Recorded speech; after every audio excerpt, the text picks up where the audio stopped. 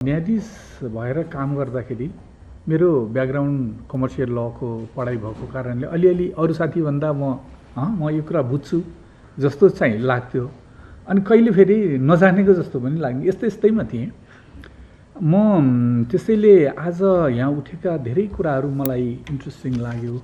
मैले सानो नोट पनि गराएर ल्याएको थिएँ। म आज केमा फोकस गरौँ त, हाम्रो कन्स्टिट्युसनलाई, ललाई, इन्स्टिट्युसन्सहरूलाई हेर्दाखेरि गुड गभर्नेन्सका कुराहरूलाई लिएर र अघि आयो दुईटा सेक्टरको कार्टेलिङको पनि कुरा आयो होइन, थुप्रै कुराहरू आए। अब पहिलो कुरा त म के भनौँ भने हामीले हाम्रो जजेसहरूको एक्सपिरियन्स यसमा के छ, हामीले कसरी हेऱ्यौँ, इभन त कतिपय कुराहरू कोर्टमा आए होइन, कति हामीले जानेर गऱ्यौँ कि कति नजानी पो गऱ्यौँ कि अझ एउटा जजलाई कस्तो हुन्छ भने फैसला गरेपछि गऱ्यो कि अब त छुटेको गोली जस्तो हुन्छ, उसले फेरि त सेकेन्ड टाइम त हेर्न पाउँदैन। त्यस कारणले धेरै नै उसले धैर्य गरेर हेर्नुपर्ने हुन्छ विवादलाई। अनि यो ट्याक्सको कुराहरू अरू कुराहरू आइसकेपछि यो अलिकति टेक्निकल पनि छ, कति चाहिँ कसरी जजसँग न्यूनतम क्यापासिटी छ यो विषयमा भन्ने प्रश्न पनि उठेका हुन्। त्यसैले आज यहाँ मलाई उठाए, मलाई थुप्रै कुराहरू फेरि मलाई ताजा भएर आइरहेछ। अब डिस्ट्रिक्ट कोर्टमा मैले डिस्ट्रिक्ट कोर्टमा काम गरेँ, अन्तको अदालतमा त हुँदैन थियो। काठमाडौँ जिल्ला अदालतमा आएपछि यो मुलुकमा अलिकति इकोनोमिक ट्रान्जिसन आइरहेछ भन्ने फिल हुन्थ्यो। त्यहाँ नेगोसिएबल इन्स्ट्रुमेन्टका केसहरू आउँथे, त्यहाँ कन्ट्र्याक्टको त आइ नै हाल्छन् होइन। अनि म आफूले कमर्सियल ल पढेर आएको, अलिअलि त्यहाँ केसेसहरू हेरेँ।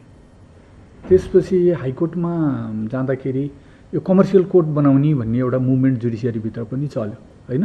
अघि secure transaction act, company act 2063, तिनवटा चारवटा ऐनहरू एकैचोटि कम्पिटिसन ल आएर अनि जजेसहरूलाई इक्विप गर्नु पर्यो भन्ने कुरा कमर्सियल बेन्च पाटनमा खडा भयो, बिस्तारै अन्त पनि बढाइयो।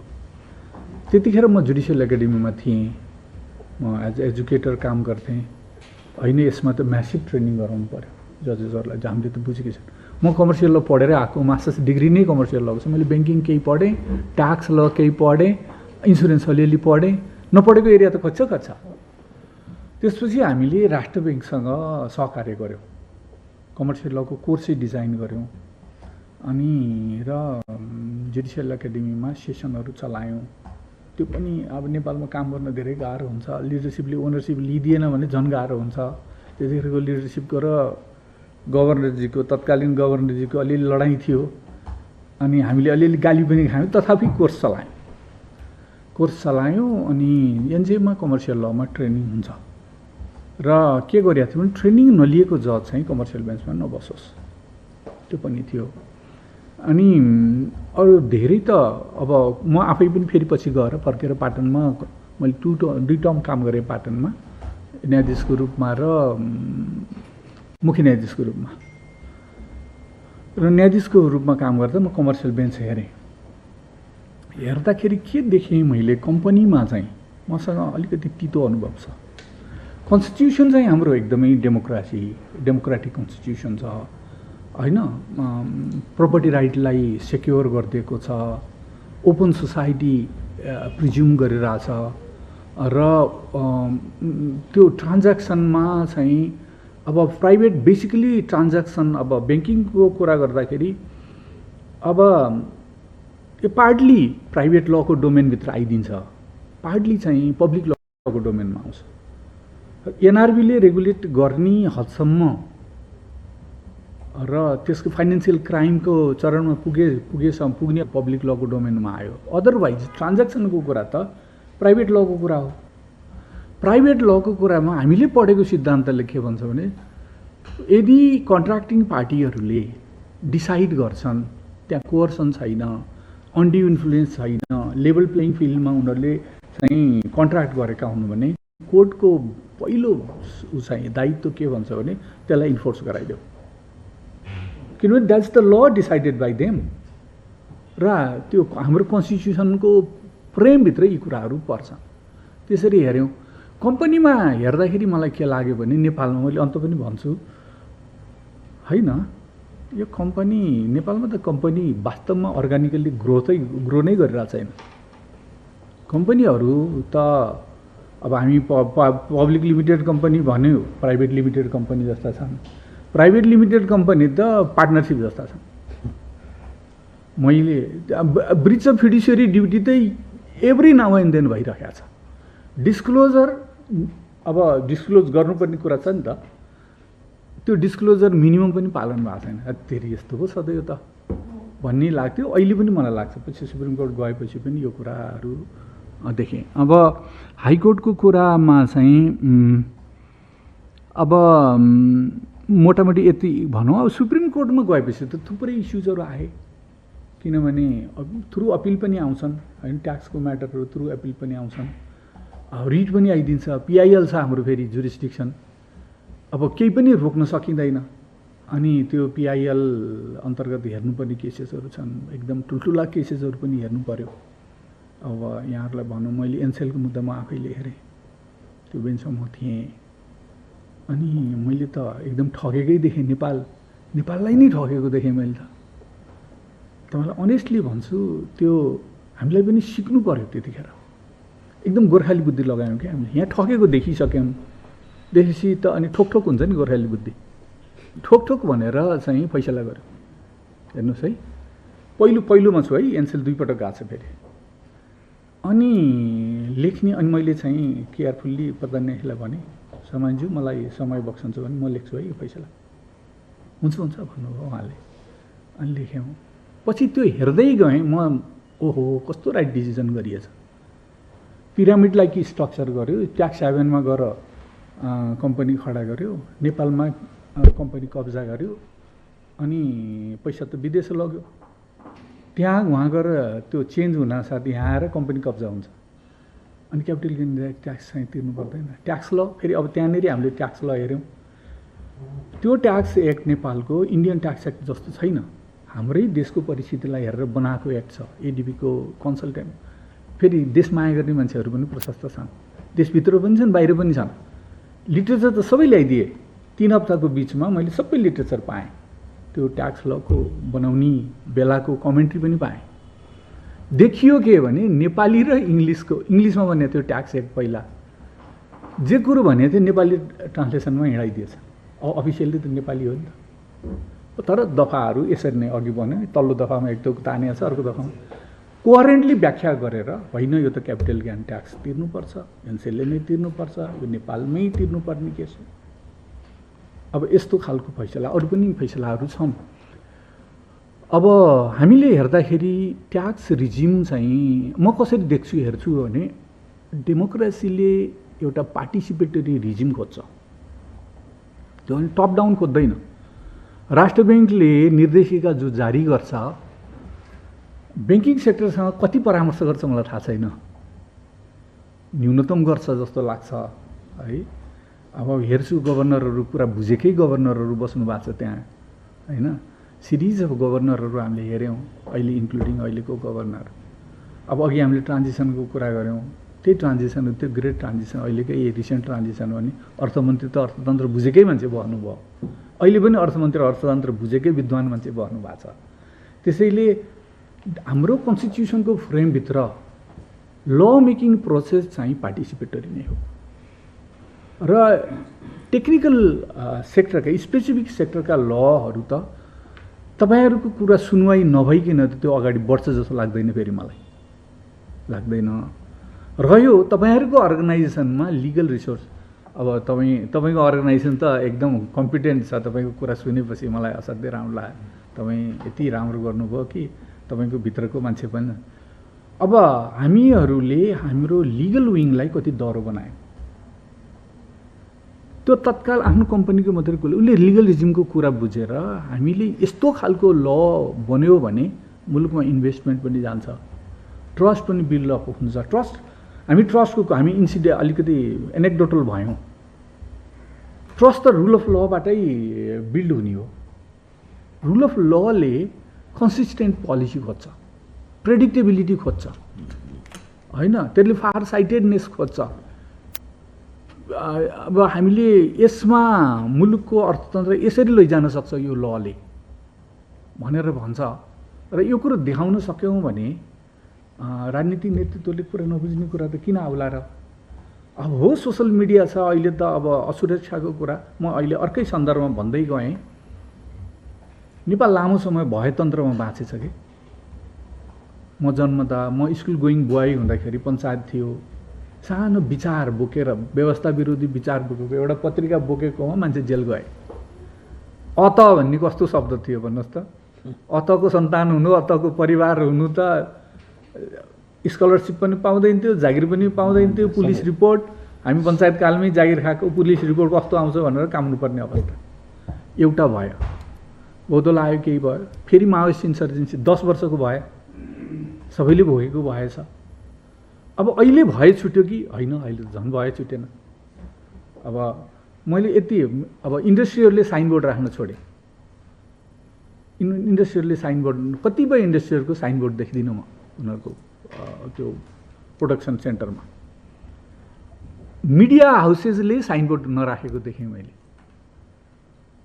अब तपाईँहरू म नाम किन लिउँ, तपाईँ जानिहाल्नुहुन्छ। अनलाइन मिडियाहरू, नाम चलेका अनलाइन मिडियाको अफिसमा साइनबोर्ड छैन। सुरक्षा कस्तो छ?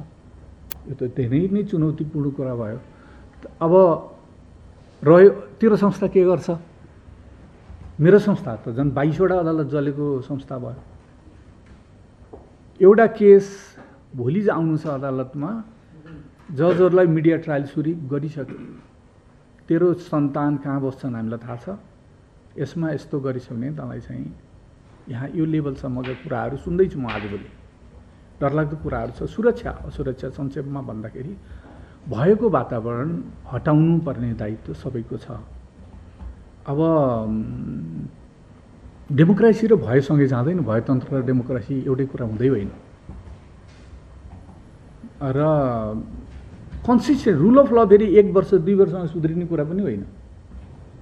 म मेरो आदरणीय कल्याण श्रीमानलाई सम्झन्छु, उहाँले युनाइटेड नेसनमा गएर कुर्लिनु भयो कि तिमीहरू प्रोजेक्ट टु प्रोजेक्ट असिस्टेन्स दिएर नेपालमा रुल अफ ल सुध्रिन्छ भन्छौ?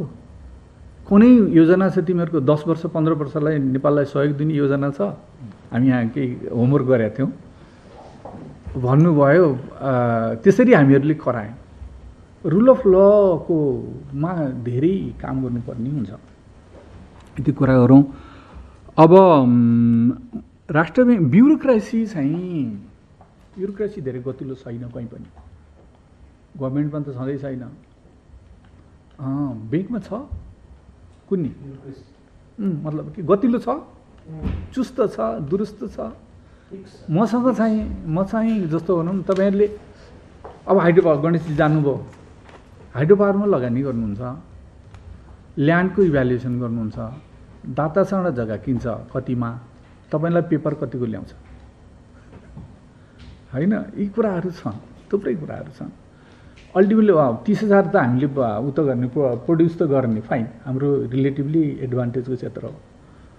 तर इन्डियामा आर्थिक निकासी त इन्डिया अथवा चाइना गर्ने होला, धेरै इन्डियै गर्ने होला। हामीले कम्पिटिसन कस्तो छ नि इन्डियामा, त प्राइस घटेर गएको छ, पर युनिट प्राइस हाम्रो। अर्थात् कम्पिटिसन एक्रस द बोर्डर, देशभित्र पनि कम्पिटिसन छ, बाहिर पनि कम्पिटिसन छ। कसरी हेर्छौँ हामीले? कस्ट घटाउन सकेनौँ भने यहीँनिर ब्युरोक्रेसी आउँछ। इन्सुरेन्सको कुरा पनि हामीहरू देखिरहेछौँ। इन्सुरेन्सको कुरा अब ट्याक्स रिजिमको एउटा समस्या मलाई सधैँ लागिरह्यो कि आजभोलि कोर्टमा कस्तो आयो भने कि रेभेन्यू ट्राइब्युनल मार्फत नजाने, ट्याक्स अफिसरले एक्सेस गरिदियो, त्यसले गतिलो अगतिलो के गर्यो थाहा छैन। रेभेन्यू ट्राइब्युनल मार्फत जाँदाखेरि उसलाई फेरि डिपोजिट धेरै तिर्नुपर्ने, डिपोजिट त घटाइदिनु पर्यो नि त। डिपोजिट त 5-10%, मलाई त 50 छ कि अझ 100% छ जस्तो लाग्छ। त्यसो भएपछि जानै नसक्ने हुँदो रहेछ। म अस्तिसम्म पनि के थिएँ भने होइन, त्यो सुप्रिम कोर्टबाट डिसाइड गरिसकेपछि यो ब्याज शुल्क जरिवाना चाहिँ लाग्दैन, त्यही दिनबाट हुन्छ। त्यो त रहन्छ, फेरि सुरुबाटै लाग्दो रहेछ। सुप्रिम कोर्टबाट केस हार्यो भने त त्यो इन्डस्ट्री त फेरि धेरै नै गाह्रो पर्ने रहेछ यी कुराहरू। त त्यसैले यी कुराहरू फाइनेन्सियल सेक्टरमा हामीले काम गर्नुपर्ने कुराहरू छन्। म समयलाई हेरेर अन्तिममा एउटा कुरा मात्र राख्छु। थुप्रै कुरा छन् मैले यहाँ भन्न मन लागेको चाहिँ प्लिज सर। मलाई चाहिँ कन्फ्लिक्ट अफ इन्ट्रेस्ट, अघि मैले फिडुसियरी ड्युटीको कुरा गरेँ। कन्फ्लिक्ट अफ इन्ट्रेस्टमा त ल नै छैन मुलुकमा होइन। कन्फ्लिक्ट अफ अहिले हुन त प्रायोरिटी गभर्मेन्टले प्रायोरिटीमा राखेको जस्तो देख्छु ल भनौँ। धेरै वर्षदेखि यो ड्यू भइसक्यो। व्यवसायी र ब्याङ्करको कुरा, अच्छा ब्याङ्करको कुरा गर्दा एउटा केस मैले गभर्नेन्समा जहाँसुकै हामीले नेपाल विकास ब्याङ्कको केस हेरेँ कि मैले, अनि त्यहाँ हामीले एउटा नयाँ कन्सेप्ट इन्ट्रोड्युस गऱ्यौँ। उहाँ भनेको राष्ट्र ब्याङ्कले कति मात्रै थियो त्यो केसमा उहाँलाई भने तपाईँको क्वालिफिकेसन पुग्दैन, किनभने ग्रेजुएसन खोजेको छ, तपाईँ त एसएलसी पास हुनुहुन्छ, तपाईँ जानुहोस्। अब साइफनिङ गरेको कुराहरू त आउँ ठाउँमा थिए, हामी कहाँ आएको चाहिँ योग्यता नपुगेको। उहाँलाई स्पष्टीकरण लिएकै छ, गरेकै छ, हटायो उहाँले चाहिँ मुद्दा लिएर आउनुभयो। एडमिनिस्ट्रेटिभ मोनिटरी पेनल्टी भन्ने हुन्छ, एनआरबी एक्टले त्यो अलाउ गरेको छ। त्यसको प्रोसेस र कोर्टको प्रोसेस फरक हुन्छ। हामीले एडमिनिस्ट्रेटिभ मोनिटरी पेनल्टीले डिस्क्वालिफिकेसन क्रिएट गर्छ।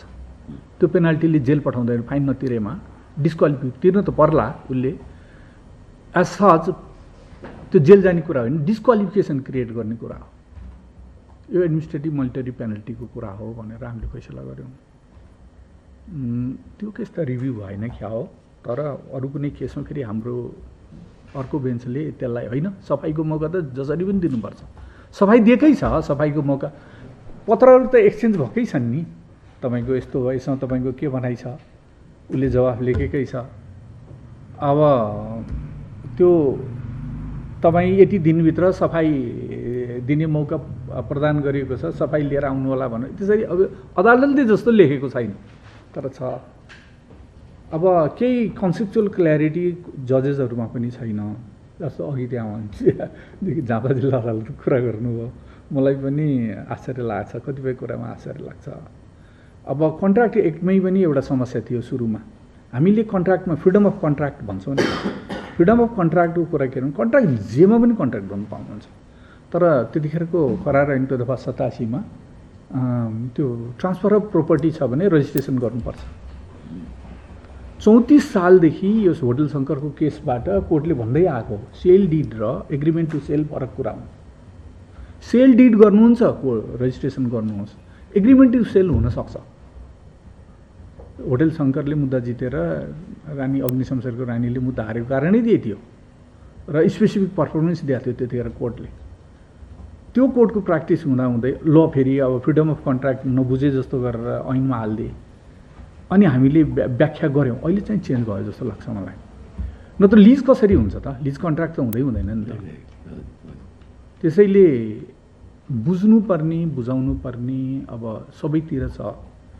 जुडिसियरीले ढिलो लेथार्जिक पनि छ। अब अहिले त झनै अब मिसिल जलेर अदालत टाइममा फैसला गर्न सक्ने अवस्थामा पनि पुगेको छ। तर रुल अफ ललाई बुझ्ने संस्था त त्यही हो। हामीले जजेसहरूलाई एजुकेट गर्ने, ब्याङ्किङ सेक्टरले, म सम्झन्छु त्यतिखेर हाम्रो अहिलेको भिसी हुनुहुन्छ उहाँ काठमाडौँ युनिभर्सिटी अच्युतजी, राष्ट्र ब्याङ्कको गभर्नरको लिगल एडभाइजर हुनुहुन्थ्यो। त्यो उहाँको इकोनोमिक्स बुझेको मान्छे हो नि, सदाशयताले मात्रै हामीले त्यो कार्यक्रम गर्न सक्यौँ ब्याङ्कसँग। मतलब एकदम जुडिसियरी नै होस्टाइल थियो। गभर्नरले गएर उसमा के अरे हाम्रो संसदमा एक थोक भनिदिनु भएको छ अदालतको फैसलाको बारेमा, हाम्रो फैसलाको बारेमा बोल्ने, अनि तिनीहरूसँग कार्यक्रम गर्न जाने तिमीहरू। अब यस्ता समस्याहरू छन्, तर गोल बुझ्छ अदालतले, गोल बुझ्नु पनि पर्छ, अदालतलाई बुझाउनु पनि पर्यो। डिस्प्युट सेटलमेन्टको त्यही नै हो बडी। अल्टरनेटिभ फोरमहरूमा काम होस् भन्ने त हामी पनि चाहन्छौँ, आर्बिट्रेसनका मिडिएसनका कुराहरू हुन् भन्ने नै चाहन्छौँ। तर यस्तो छ कि हाम्रो आर्बिट्रेसन एक्ट इन्डियाको पनि त्यस्तै हो, एकदम लिटिगेटिभ छ क्या, अन्ततः लिटिगेसनमा गइ नै हाल्छ, त्यस्तो छ। अनि रेगुलर प्रोसेसबाट नआएर एकैचोटि रिटमा आउने र रेगुलर प्रोसेसलाई अबिएट गर्ने त्यस्ता खालका एफर्टहरू पनि भए। अदालतले त्यस्तो कुरा अलि सहँदैन, रेगुलर प्रोसेसबाटै आउने कुरा हो भन्ने कुरा चाहिँ अदालतको रहेको छ। यति भनेर अन्तिममा यो कुरामा जान्छु म, जुन वातावरण क्लाइमेटको कुरा आयो, मेरो पनि प्यारो विषय हो त्यो। अहिले म काठमाडौँ युनिभर्सिटीमा त्यही क्लाइमेट ल जस्टिस पढाउँछु, म भिजिटिङ प्रोफेसर छु त्यहाँ। मलाई त्यो केस म आउँदाखेरि सुप्रिम कोर्ट आउँदा म रिटायर भइसकेको थिएँ, तर मैले हेरेँ, मलाई एउटा कुरामा चाहिँ कडेल सर अचम्मै लाग्यो त्यो ऐनमा कि दफा 5 क 6 कतिर छ बनैनको राष्ट्रिय निकुञ्ज ऐनको 6 कतिरमा के लेखेको छ भने बफर जोनमा पर्यटन लगायत उद्योगहरू खोल्न सक्ने। अनि मैले वनका साथीहरूलाई भने यो के हो लगायत भने के हो, लगायतले कहाँ पुर्याउँछ, यस्तो पनि गर्ने। उहाँहरूले सदाशयताको कुरा गर्नुभयो। सदाशयताको कुरा के गर्नुभयो भने श्रीमान अब पार्कहरू माउन्टेनमा छन्, म गणेशजीले सुन्नुहोस् भन्ने जान्दै गइहाल्नु।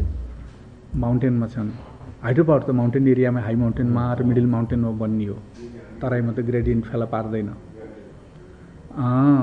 तर धेरै पार्क त भए, त्यसैले यो संवेदनशील क्षेत्र भनेर छुट्याइदिने हाम्रो चाहिँ उद्देश्य हो। तराईकोलाई चाहिँ संवेदनशील क्षेत्र भनौँ, पहाडकोलाई नभनौँ। त्यो पनि आफूमा कस्तो हो म भन्न सक्दिनँ। पहाड झन् सेन्सिटिभ छ, पहाडमा हुने इन्जुरी भनौँ न, त्यही फरेस्ट रिसोर्स अथवा अरू रिसोर्समा पहाडमा हुने इन्जुरी त्यही हेड इन्जुरी जस्तो हो नि।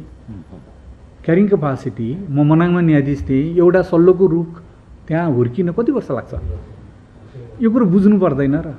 म यसलाई के देखिरहेको छु भने त्यो ऐन छ, यसमा दुइटै कुरा छ, उद्योगीहरूको एउटा कुरा छ, अदालतको फैसला डिटेल फैसला आउनु पनि बाँकी छ।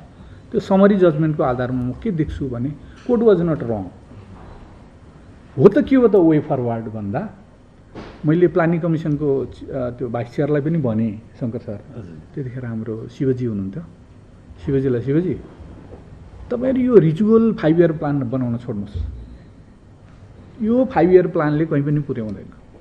कन्स्टिट्युसनमा केही पोस्टुलेटहरू छन्, जस्तो धारा 51 को 8 को 6 मा गएर भन्दा पर्यावरणीय वातावरणीय दिगो विकास, नेपालीमा पर्यावरणीय भनेको छ, ट्रान्सलेसन गर्दा इन्भाइरोमेन्टलै हुन्छ, इन्भाइरोमेन्टल्ली सस्टेनेबल डेभलपमेन्ट भनेको छ। त्यो भनेको के हो भनिदिनु पऱ्यो नि त जजेसहरूलाई। त्यसले के पर्मिट गर्छ के गर्दैन जजेसहरूलाई भनिदिनु पऱ्यो। अर्को हाम्रो संविधानको ब्युटी के छ भने यो पेरिस एग्रिमेन्टभन्दा अलिकति अगाडि आयो, तर पेरिस एग्रिमेन्टले जे कुराहरू छोएको छ हाम्रो संविधानमा छ। पार्ट 3 मा पनि छ, पार्ट 4 मा पनि छ। जस्तो वातावरणीय ह्रासमा कम्पेन्सेसन दिने कुरा लेख्यो नि त। वातावरणीय ह्रास त क्लाइमेट चेन्जको कारणले हुन्छ। त्यसैले गर्ने के हो त भन्दा यिनै संविधानका पोस्टुलेटहरूलाई लिएर एउटा योजना बनाउँ, म्यापिङ गरौँ न देशको के हो त, कहाँनिर हामीले बनाउने, यहाँनिर चाहिँ हामीलाई किनभने यो कम्पिटिटिभ कुरा भयो नि त। यो कम्पिटिटिभ के अरे कम्पिटिङ इन्ट्रेस्टको कुरा भयो। हामीलाई पनि त क्लिन इनर्जी त एज अ नेपाली सिटिजन हामीलाई चाहिन्छ भनेको त जजले बुझ्छन् नि त।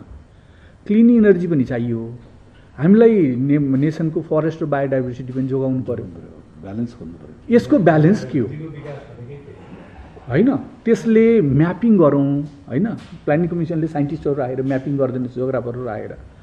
त्यसैले यो पार्कको भनौँ न, यही लामटाङ नेसनल पार्कको यो एरिया चाहिँ सेन्सिटिभ छ, यसमा चाहिँ नगर्ने, किनभने यो ल्यान्डस्लाइड प्रोन एरिया छ भनौँला, रक टाइप हेरौँला, जियोलोजिस्टहरूले हेरिहाल्छन्।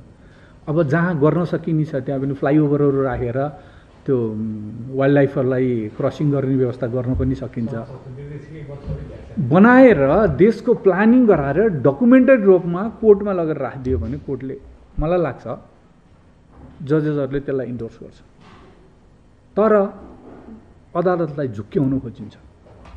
म एउटा उदाहरण राखिहाल्छु, Chitwan national park. Chitwan national park UNESCO heritage लिस्टमा छ। हामीले त्यो युनेस्कोले बनाइदिने होइन नि, हामीले नै एप्लिकेसन गर्ने। हाम्रो हामीले नै रिक्वेस्ट गर्ने। 2002 देखि चितवन नेसनल पार्कमा इन्क्रोचमेन्ट बढ्यो। आइयुसिएनले रिपोर्ट दिएको छ र हामीहरू बाटो बनाउन यति उद्धत छौँ, चितवन नेसनल पार्कको यदि सबै बाटो बनाउन दिने हो भने 8-9 एरियाबाट Chitwan national park crisscross गर्छ। रेल पनि त्यहीँबाट लानु परेछ, त्यति घुमेर भरतपुर हुँदै जान नहुने। त्यसमा अदालतलाई ढाँटियो, अदालतले इन्टरिम अर्डर दिएको थियो नबनाऊ है भनेर। त्यतिखेर तत्कालीन मन्त्री आउनुभयो, प्रधान न्यायाधीशलाई भेट्नुभएछ, हामी त केही गर्न लागिरहेको छैनौँ श्रीमान, यो इन्टरिम अर्डरले रोकिदियो। के भयो, अर्को बेन्चले इन्टरिम अर्डर खारेज गरिदियो। गरेपछि EIA गरे, फेरि त बनाउन थाले। अहिले पनि त्यो हाकिम चोकदेखि माडी हुँदै उता ठोरी जाने बाटो त अब करिब बनिसक्न लाग्यो। EIA यसरी गरिन्छ। पार्क अथोरिटी स्ट्याच्युटरी बडी हो, त्यसलाई सोध्नु पर्दैन। पार्क अथोरिटीलाई नसोधी त पार्कभित्र पस्नै पाइँदैन।